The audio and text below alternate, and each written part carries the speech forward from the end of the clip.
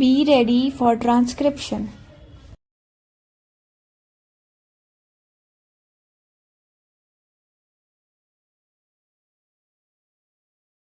I am thankful to you for having given me this opportunity, long last, to say a few words on the budget.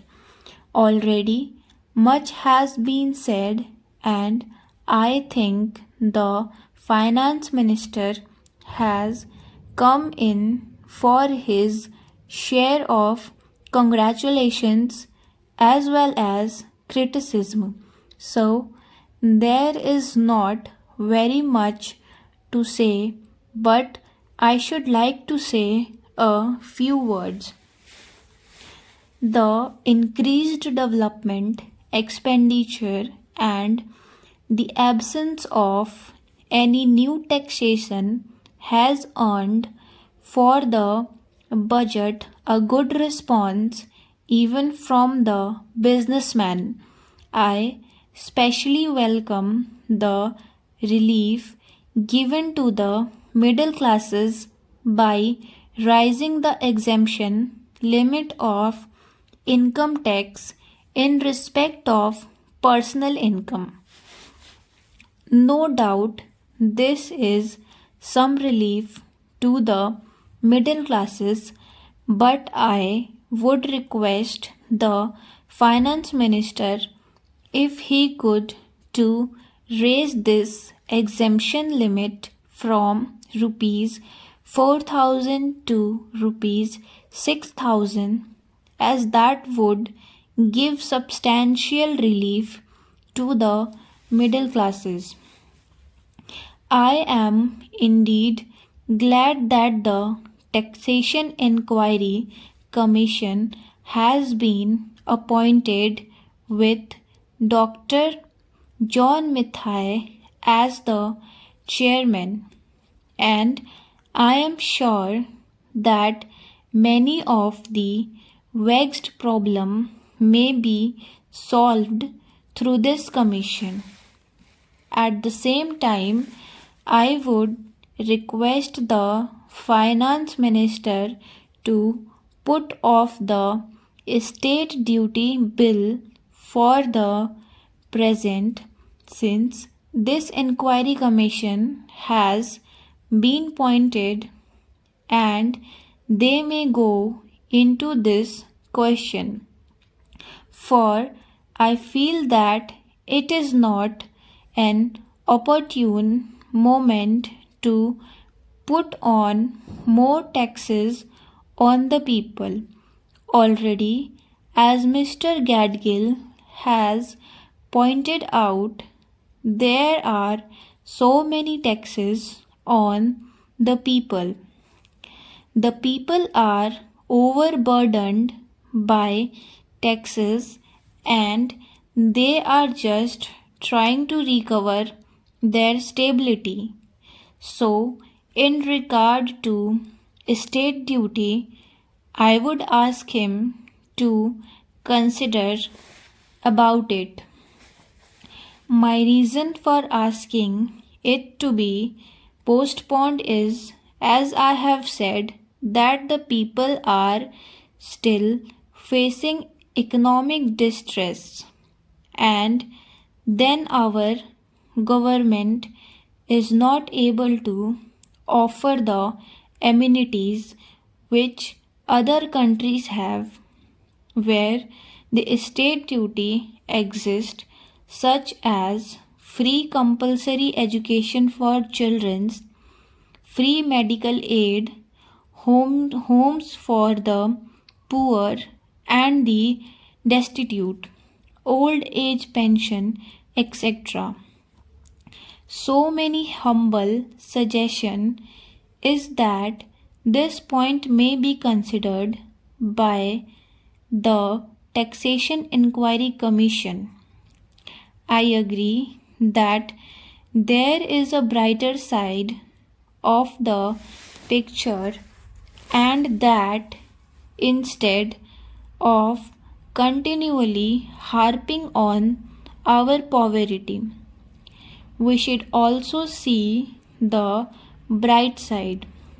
We are making encouraging progress towards laying the foundation of welfare state.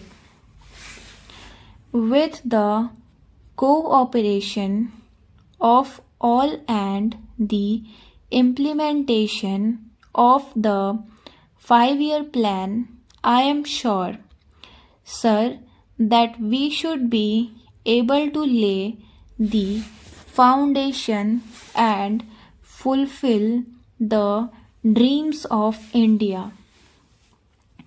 It is indeed encouraging to know from the finance minister that there is a tendency of lowering food prices all over the world, and in that case the prices in our country too would be lowered.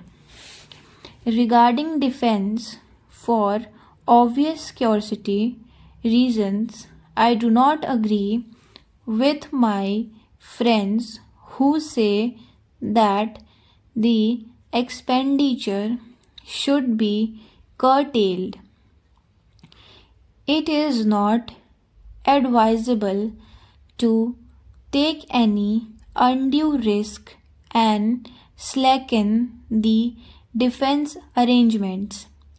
Indeed, defense is one of our valuable assets, although strange to say, there seems to be adverse opinion in some quarters. I agree with what General Cariappa once said, that God and army are remembered only when there is trouble. The army consists of the most disciplined and loyal set of young men.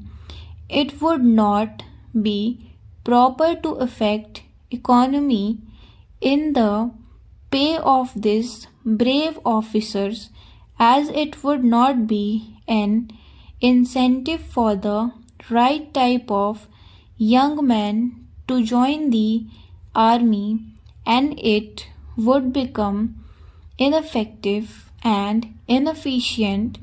I believe already officers who were drawing rupees 1,400 as their pay are now getting only rupees 700 and about rupees 100 as allowance. That is, they are getting about half of what they were getting before. It is very hard for those officers on field duty to establish separate establishments for their families and for their children. And I would specially appeal to the finance minister to see that the family allowance may be restored to those officers who are on field duty. Economy in army could be affected in other ways. There is scope for more efficient operation of defense industries, which processes seems slow, and by purchase policy of utilizing goods and stores indigenously manufactured. Preference should be given to country made war materials as could be produced here, and they would be cheaper than foreign made goods.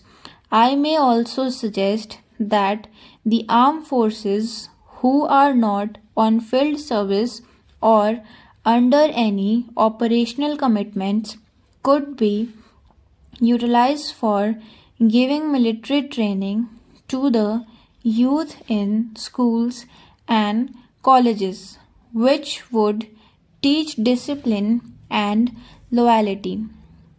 The university authorities should make military training as part of their compulsory education, just as they have adopted social, domestic, and political sciences. The National Cadet Corps is already inculcating military training in some universities such as Bombay and Calcutta. But if military training is made compulsory for our university student, it will go a long way.